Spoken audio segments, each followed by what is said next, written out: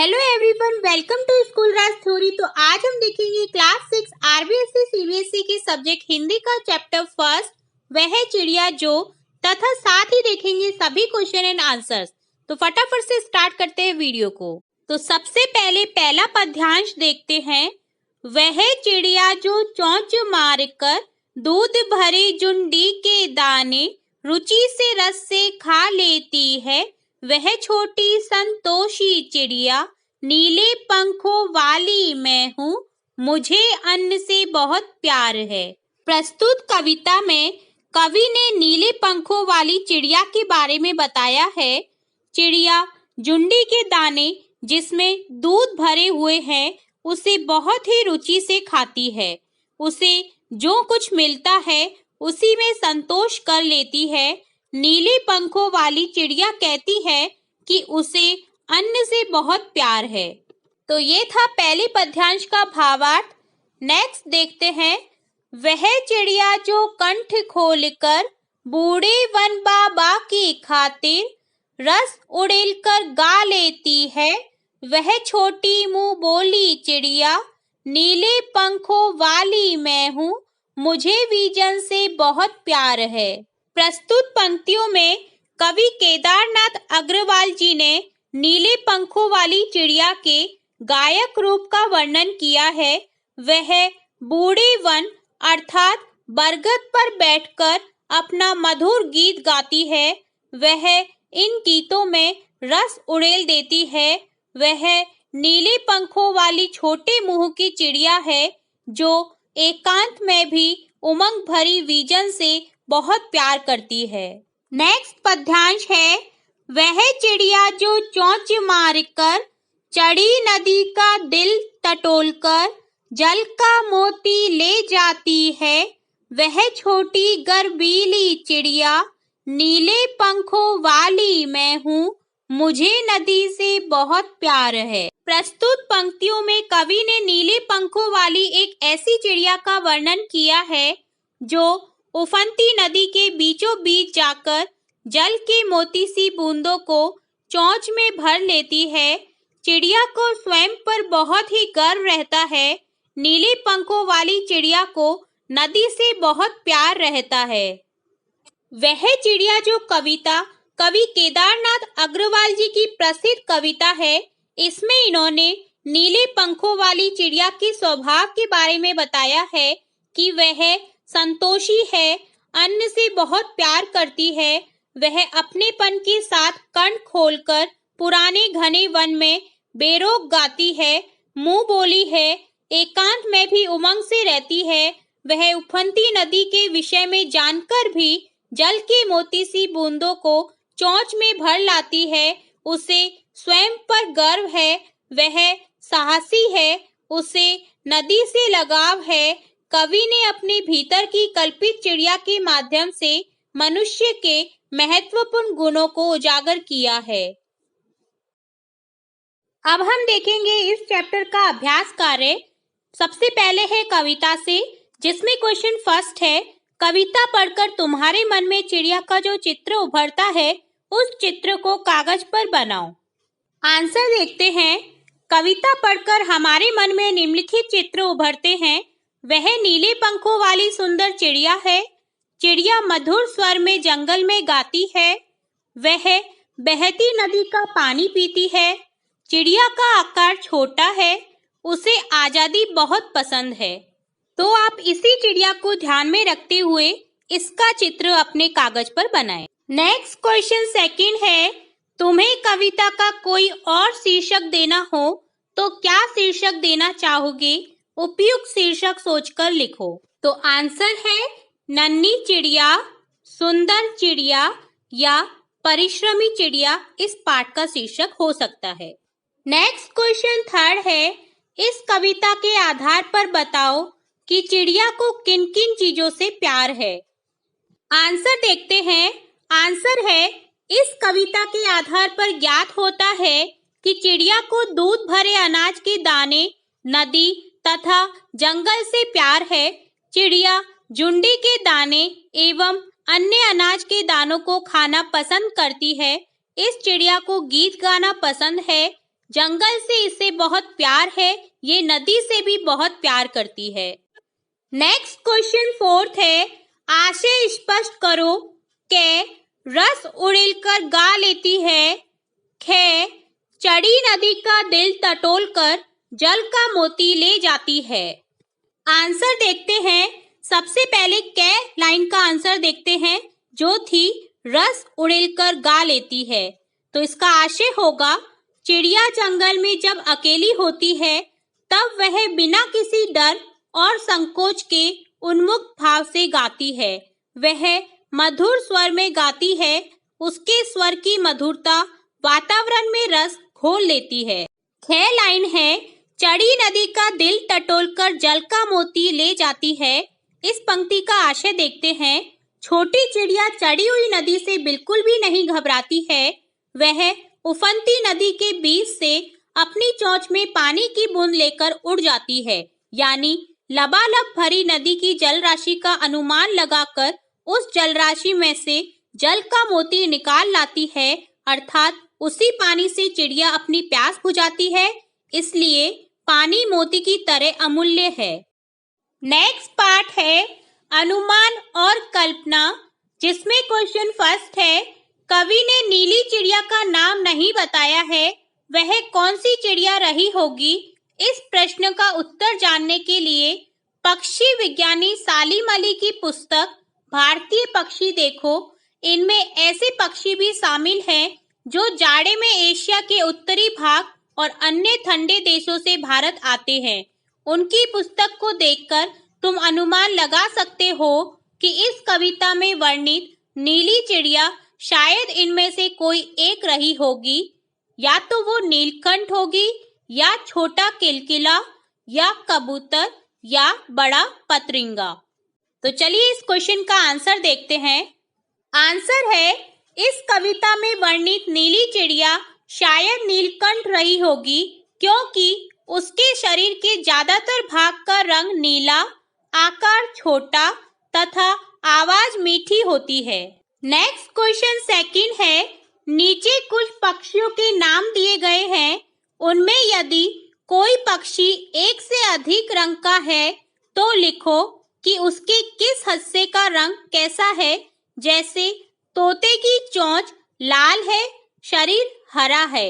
इसी तरह से हमें दे रखा है मैना, कौवा, बतख, कबूतर। तो हमें इन सभी पक्षियों के बारे में बताना है। तो आंसर देखते हैं। सबसे पहले है मैना। मैना के पंख भूरे व सफेद रंग के होते हैं। उनकी टांगे हल्की लाल होती हैं। सेकंड है कौवा। कौवा का पूरा शरीर काला होता है। थर्ड है बतख। बतख सफेद रंग का होता है। इसके पैर हल्के गुलाबी रंग के होते हैं। फोर्थ है कबूतर। कबूतर का रंग स्लेटी सफेद होता है। गर्दन कुछ कुछ नीले रंग की होती है।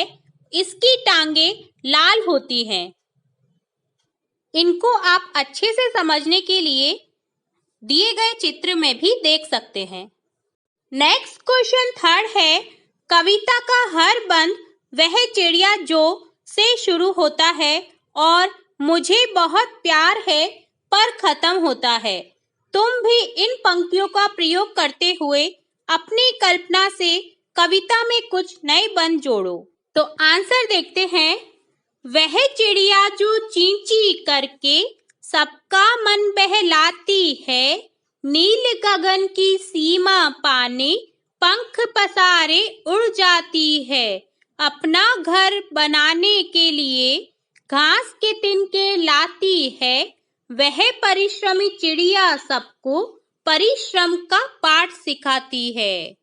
नेक्स्ट क्वेश्चन फोर्थ है, तुम भी ऐसी कल्पना कर सकते हो कि वह फूल का पौधा जो पीली पंखुड़ियों वाला महक रहा है, मैं हूँ। उसकी विशेषताएं मुझ में हैं। फूल के बदले वह कोई दूसरी चीज भी हो सकती है, जिसकी विशेषताओं को गिनाते हुए तुम उसी चीज से अपनी समानता बता सकते हो। ऐसी कल्पना के आधार पर कुछ पंक्तियां लिखो। तो यहाँ हम अपनी कल्पना के अनुसार एक कविता लिखने जा रहे हैं जो कि है, वह फूल का पौधा जो हवा में झूलता आंगन में खड़ा मुस्कुरा रहा है, खुशबू अपनी फैला रहा है, पीली पंखुड़ियों वाला पौधा मैं हूँ, मुझे हवा से बहुत प्यार है। वह फूल का पौधा जो खिलता मुरझाता पर खुशबू से नाता सदा निभाता है, मुरझाने पर भी सुगंध ही देता, पीली पंखुड़ियों वाला वह पौधा मैं हूँ, मुझे महक से बहुत प्यार है। नेक्स्ट पार्ट है भाषा की बात, जिसमें क्वेश्चन फर्स्ट है पंखों वाली चिड़िया, जिसमें पंखों वाली को रेखांकित किया गया है। नेक्स्ट है ऊपर वाली दराज, जिसमें ऊपर वाली को रेखांकित किया गया है। नेक्स्ट है नीले पंखों वाली चिड़िया, जिसमें नीले पंखों वाली को रेखांकित किया गया है। और नेक्स्ट है सबसे ऊपर वाली दराज, जिसमें सबसे ऊपर वाली को रेखांकित किया गया है। यहाँ रेखांकित शब्द विशेषण का काम कर रहे हैं। ये शब्द चिड़िया और दराज संज्ञाओं की विशेषता बता रहे हैं। अतः रेखांकित शब्द विशेषण है और चिड़िया दराज विशेष्य हैं। यहाँ वाला या वाली जोड़कर बनने वाले कुछ और विशेषण दिए गए हैं। ऊपर दिए गए उदाहरणों की तरह इनके आगे एक एक विशेषण और जोड़ो। तो यहाँ हमें विशेषण और विशेष्य दे रखे हैं, जिनके आगे हमें एक एक विशेषण और जोड़कर लिखना है। तो चलिए फटाफट आंसर देखते हैं। सबसे पहले है मोरों वाला बाग, जिसमें मोरों वाला विशेषण है और बाग विशेष्य। तो इसके आगे एक और विशेषण जोड़ेंगे जो कि है रंग बिरंगे। तो टोटल बनेगा रंग बिरंगे मोरों वाला बाग। नेक्स्ट है पेड़ों वाला घर। तो इसमें पेड़ों वाला विशेषण है और घर विशेष्य। इसके आगे एक और विशेषण जोड़ेंगे जो कि है हरे भरे पेड़ों वाला घर। नेक्स्ट है फूलों वाली क्यारी, जिसमें फूलों वाली एक विशेषण है और क्यारी है विशेष्य। तो इसके आगे एक और विशेषण जोड़ेंगे जो कि है लाल फूलों वाली क्यारी। नेक्स्ट है स्कूल वाला रास्ता, जिसमें स्कूल वाला विशेषण है और रास्ता विशेष्य। तो इसके आगे एक और विशेषण जोड़ेंगे जो कि है सफेद स्कूल वाला रास्ता। नेक्स्ट है हंसने वाला बच्चा, जिसमें हंसने वाला एक विशेषण है और बच्चा है विशेष्य। इसके आगे एक और विशेषण जोड़ेंगे जो कि है बहुत हंसने वाला बच्चा। नेक्स्ट है मूंछों वाला आदमी, जिसमें मूंछों वाला एक विशेषण है और आदमी विशेष्य। जिसके आगे एक और विशेषण जोड़ेंगे जो कि है लंबी मूंछों वाला आदमी। तो जो विशेषण होता है वो बताता है किसी भी चीज की विशेषता, और जिसकी विशेषता बताई जाती है वो होता है विशेष्य। और इस चैप्टर का लास्ट क्वेश्चन सेकंड देखते हैं। वह चिड़िया डैश जुंडी के दाने रुचि से डैश खा लेती है, वह चिड़िया डैश रस उड़ेलकर गा लेती है। कविता की इन पंक्तियों में मोटे छापे वाले शब्दों को ध्यान से पढ़ो जो कि है रुचि से रस उड़ेलकर। पहले वाक्य में रुचि से खाने के ढंग की और दूसरी वाक्य में रस उड़ेलकर गाने की ढंग की विशेषता बता रहे हैं। अतः ये दोनों क्रिया विशेषण है। नीचे दिए गए वाक्यों में कार्य के ढंग या रीति से संबंधित क्रिया विशेषण छांटो। समझिएगा, सबसे पहले सेंटेंस में खाने की विशेषता बताई गई है कि कैसे खाती है वह चिड़िया, रुचि से। और नेक्स्ट सेंटेंस में बताया गया है कि वह चिड़िया कैसे गाती है, रस उड़ेलकर।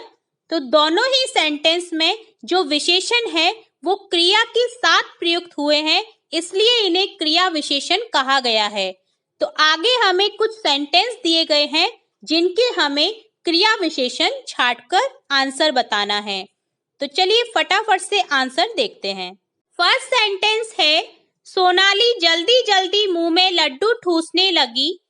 तो यहाँ क्रिया विशेषण होगा जल्दी जल्दी, क्योंकि क्रिया के साथ साथ विशेषण बन रहा है ये, कि क्रिया भी चल रही है और विशेषता भी बता रहा है कि कैसे ठूसने लगी, वो जल्दी जल्दी ठूसने लगी। क्रिया के साथ साथ विशेषण आया है तो इसे कहेंगे क्रिया विशेषण। नेक्स्ट है, गेंद लुढ़कती हुई झाड़ियों में चली गई। तो यहाँ क्रिया विशेषण होगा लुढ़कती हुई। क्रिया के साथ साथ विशेषता बताई गई है कि गेंद कैसे गई है, गोल गोल घूमते हुए। तो ये क्या हुआ, क्रिया विशेषण। नेक्स्ट सेंटेंस है, भूकंप के बाद जनजीवन धीरे धीरे सामान्य होने लगा। तो यहाँ क्रिया विशेषण होगा धीरे धीरे। जनजीवन कैसा होने लगा, धीरे धीरे सामान्य होने लगा। तो क्रिया कैसे हो रही है, धीरे धीरे। तो यहाँ क्रिया के साथ साथ में विशेषण बनेगा धीरे धीरे। नेक्स्ट है, कोई सफेद सी चीज धप से आंगन में गिरी। तो क्या गिरी, कोई चीज गिरी, और कैसे गिरी, धप से। तो कोई क्रिया के साथ में विशेषण बता रहा है यहाँ धप से। तो यहाँ क्रिया विशेषण होगा धप से। नेक्स्ट है, टॉमी फुर्ती से चोर पर झपटा।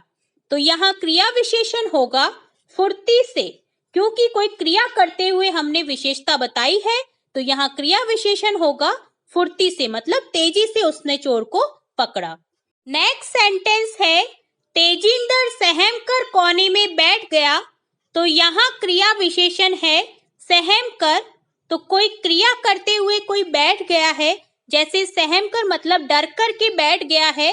तो कैसे बैठ गया है, वो डर कर के बैठ गया है। तो ये होगा क्रिया विशेषण।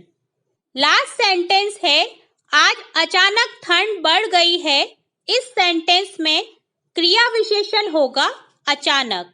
ठंड कैसे बढ़ गई है, ठंड बढ़ गई है अचानक से।